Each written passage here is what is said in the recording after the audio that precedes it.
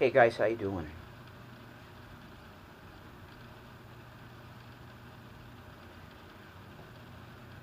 I'm a Christian. Hi, my name's Jason, and I believe in Jesus.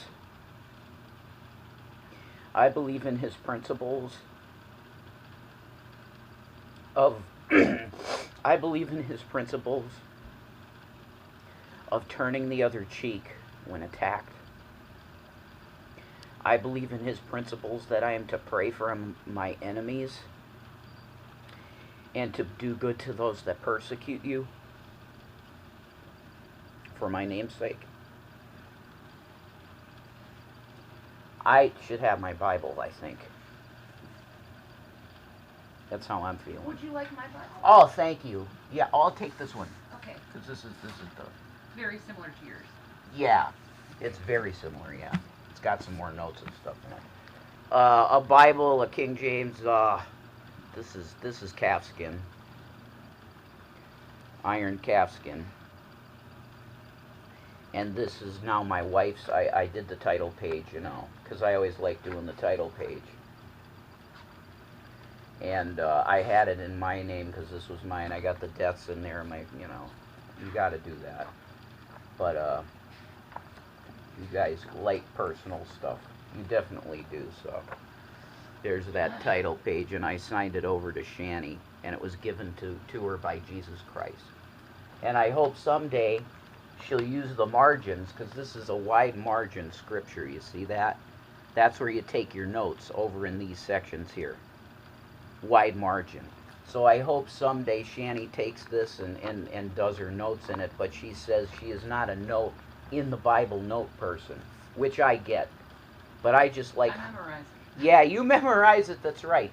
But no, it's a really good place, like for instance, it's perfect in Genesis where you pointed out to me, oh, life starts in the sea. Yep. I never seen that. You could write that in that margin, right? And you'll always be like, oh, you could do it, if you're a pastor, it's great for teaching. Yeah. That's why they call it this, folks. I've never been much of a note taker, though. Right. This is a scripture made by local church Bible publishers, and they are the best makers of the scriptures. I'm telling you right now, this will last you forever if you take care of it, because the binding is, oh my God, the binding. You see how it's old school. It's like a Bible from like 1940, you know. They don't make them like this, but I highly endorse buying scriptures from local church Bible publisher. You're going to invest in it, because I believe this is like an $80 scripture, but it's like, it's iron calfskin, it's solid. You could beat this up and it's gonna, but it's a sowing the seeds Bible, which a seed sower Bible, because you can put your teachings and your notes all in the site. It's beautiful. But I needed this next to me, because you know I was gonna come on here, and yes, this is about Gary. This is about using my first name too. So that's it, you know. Gary Lamont Moore. I say, I'm doxing you. You're an idiot. You were the first one that gave out your dox. You're an idiot. This does not feel like turning the other cheek, doing a video like this.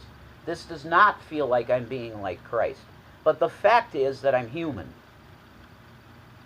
And I was just talking to Shani, and she's like, just do a video, because you need to vent this. And it's just venting. This is just venting. But I don't want to rage, really. I don't want to be uncouth, as I can be. Very vile. I can have a vile-ass mouth, man. Because right here in the scriptures, okay, it tells you, in Ecclesiastes and the Proverbs, which is there. Oh my, that might be my two favorite books in the Old Testament, is Ecclesiastes and Proverbs. It's very close to it, I think. I'm not really a numbers guy. Okay, like those ordinances and the naming of the names and stuff, it's all very amazing, and it makes the scripture this tapestry woven together by God. And the connections are all there. Like, it's a cohesive So many people over the years have tried to debunk the Bible, and you'll have some people that put out these videos, mostly atheist people doing this, that they'll put out videos pointing out inconsistencies in the Bible, and it's just not there. They're all debunked. Like, this book is, look, I know that a lot of people don't like to think of the idea that they have a responsibility as a human being, because this is why people become atheists, okay? The reason people become atheists is because they may have been in a situation where they felt that they needed to do something bad and they didn't want a consequence for it. If you only have a problem with a book that's trying to be a plumb line in your life of how to act, which this is great for, okay, if you just listen to the teachings of Jesus Christ and do your best to live them, you're going to have a good life, because it's all about compassion for other people. It's not about oh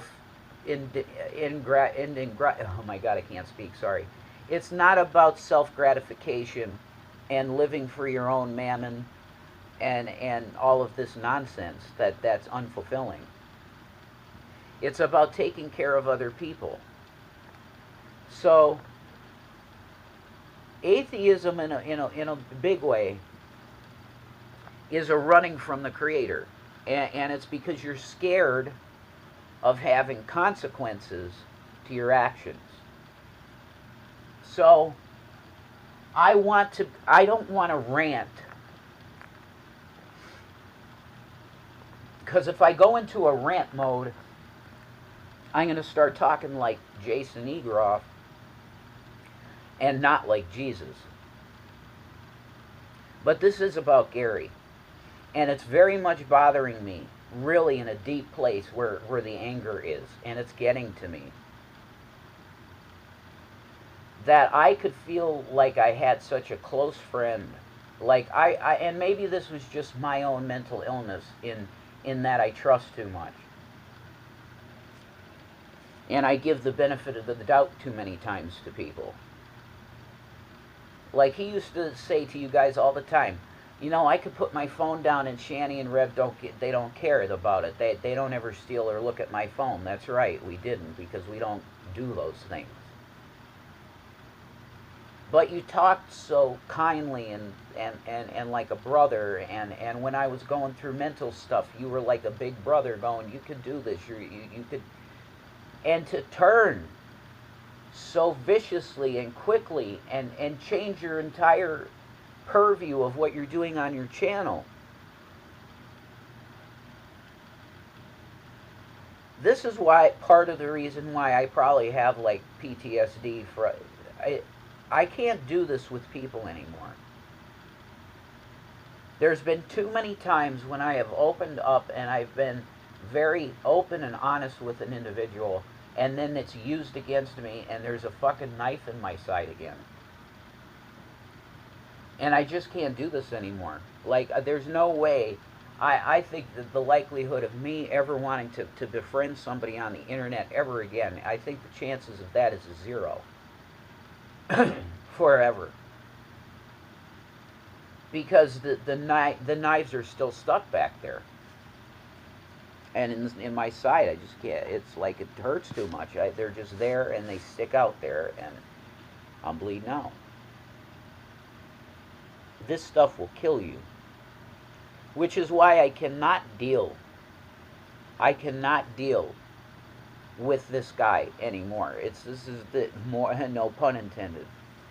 Maybe it was intended. No more bullshit. I can't do it anymore. I can't. I've had so many of these people that say that they care and all of this turn around viciously with a butcher knife and chopping me in the neck, man. And you can see it on my face. Like, I'm just done. Like, this shit has so emotionally fucked with me. It's like I feel numb. Like, almost numb. But then I try to sleep. And I toss and turn with these thoughts of, the world thinks that you're this. The world thinks that you're that. And what should I care what the world thinks? Well, I'm a believer in a civil society. And when you have constant slander of things you know are not true in your heart about yourself, it starts making you tear yourself down. When you hear these things over and over again, when it's constant in your mind when you're trying to sleep, it's torture. And it gets to you eventually physically, like your body can't take it anymore because you've been so manic about these repeating thoughts of negativity over and over and over again in your mind that it's like you just can't, you're in a collapse. It's like, I just don't have any fucking will anymore, man. I've been living out in the middle of nowhere. You know, it's crazy. It's fucking, sorry, Lord. I hold the Bible, I say the F word. I'm sorry about that. But you know this book well enough, I guess, Gary. You know? What Shanny went off for a while. Judas, bro. Judas. That's how you act. And Judas, they probably would have thrown in an asylum too. You get what I'm saying?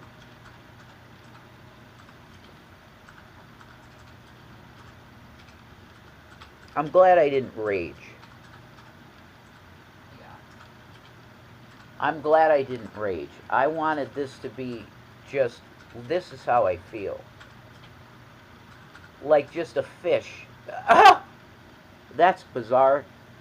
I feel like a fish just flopping, you know, out of water. Oh. That's seriously. No, I'm still recording. Oh, I thought you were talking to me. No, well, yeah, you too. It's everybody. I'm talking. Callie has a really cute rainbow wig. By the way. All right. Sorry. Shout out to Life of a Free Spirit, Callie. All right. Your wig is cute. Shanny likes your wig.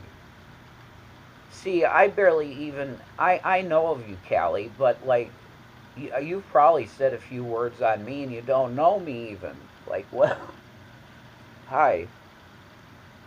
You know, though the internet is insane. Because you can feel like you have this connection with someone, and it's not real. It's illusory. It can turn into reality if you want that person enough in your life that you pursue them and they start to respond in kind.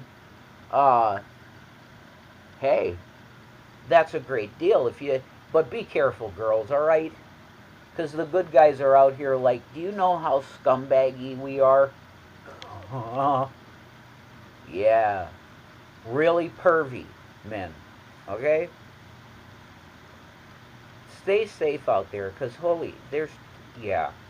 Did you hear about the SAs that was going on at TwitchCon? Yeah. Not surprising. It's not. And it really makes me ill to have to say that, but it's not surprising. And I'm not one of these guys that says, oh, you know, you blame the female because of the way she dresses. That's ridiculous. There's no common sense in that. Okay? Would you say the same thing as a male if you're walking around with no shirt and you got a six-pack and stuff? No, of course that wouldn't apply because, well, he's doing that for you know why. Yeah, well, that's what you're putting. You wouldn't like that. Huh? Guys, you wouldn't like that. Oh, he wanted it. He had no shirt on. But you've always got to put yourself in the shoes of the other individual. And then everything becomes clear. It's the same thing with the abortion issue. As a Christian male, you got to put yourself in the shoes of the Christian female and go, wait a minute, I wouldn't really want some person that has nothing to do with me having a say in my own health care. No, you don't. It's your body. It's not mine as a male. And we could talk about that scripture issue with Paul and be subject unto. Yeah, read it in context.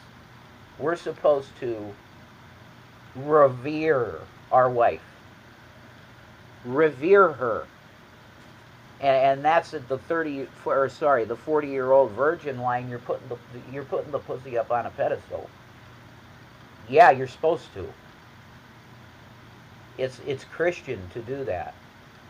We're supposed to value our wives so much that it's like a shined trophy. And that doesn't mean that they're barefoot in the kitchen and that's it. And baby factories and subjugation, being subjugated. No, that's not the Christian way at all. But of course, you have people like Gary that really misuse the scripture because he's a misogynist pig that looks at every woman that he can say. Oh, there's something I'll throw out there. It's pathetic to see him with like a chick that looks like a punk chick with like ripped up jeans and stuff. And if he likes that type of thing. And he's like a dog with his tongue out. It's pathetic. He's a child. Like that's bottom line. He's a fucking child. He's one of the most immature adults I've ever seen. And I know he works and everything. That's fine. You know, he's got one up on me. But the way the guy acts is he's literally his intellectual capacity is about that of a 15-year-old or 16. Will is way smarter than him. Well, I mean by an order of magnitude of like by a tenfold. That's how much smarter Will is than Gary. And the boy is 15. That's the truth. I had to do this. I had to vent.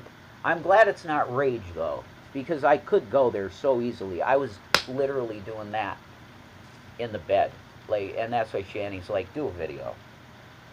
And yeah, it was the right thing to do. Better than you keep cycling over and over again. Eh? Yeah, and yeah, thank you. And it could end up in bad stuff. I don't want it, because I'm not with my anti-anxieties, and it's rough, you know.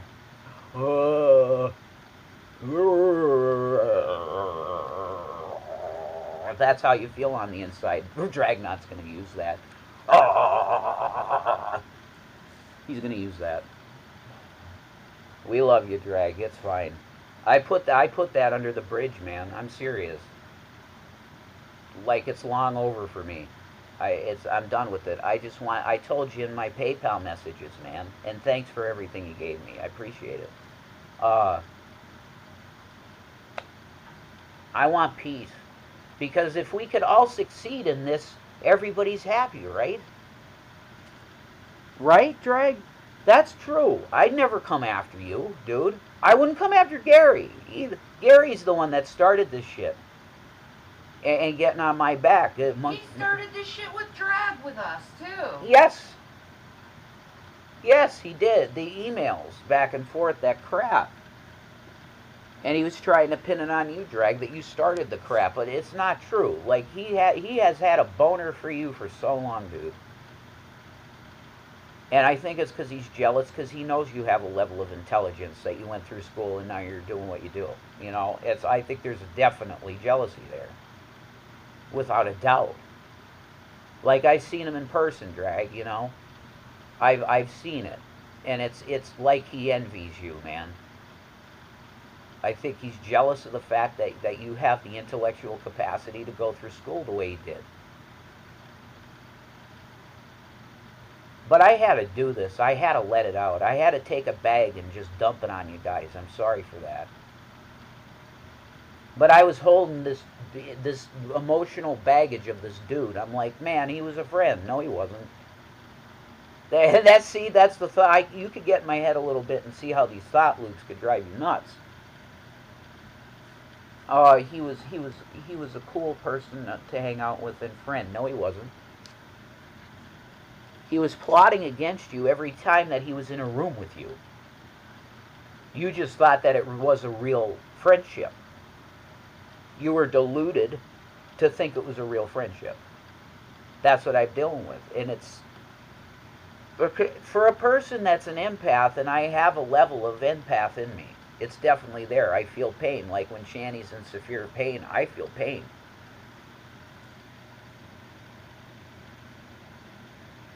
But see, G-Man's a narcissist